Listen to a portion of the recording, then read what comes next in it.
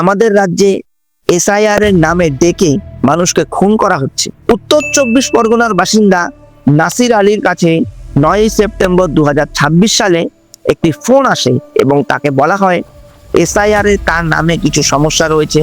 সে যেন সমস্ত নথিপত্র নিয়ে স্থানীয় ভিডিও অফিসে যোগাযোগ করে। সেই যে নাসির আলী বাড়ি থেকে বের হলো, আর ফিরল না।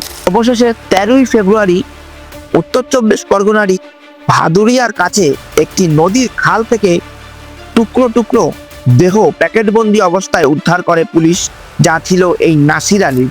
এখানে অবাক করা ঘটনা হলো, এই নাসির আলীকে হত্যার অভিযোগে গ্রেপ্তার করা হয়েছে ভাদুরিয়ার 22 নম্বর বুথের বিএলও অর্থাৎ booth level office Rizwan Hasan Mondal ও তার এক সঙ্গী সাগর গায়েনকে। পুলিশ জানিয়েছে এই রিজওয়ান হাসান মন্ডল নাকি ফোনে মিথ্যা কথা বলে এই নাসির আলীকে ডেকে তাকে হত্যা করেছে। কিন্তু এই হত্যার পিছনে কারণ কি?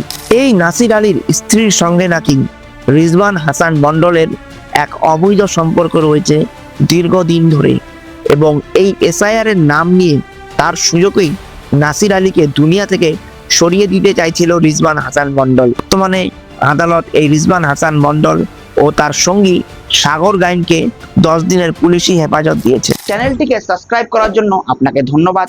আর আপনি যদি এখনো না করে থাকেন তাহলে অবশ্যই চ্যানেলটিকে সাবস্ক্রাইব করবেন।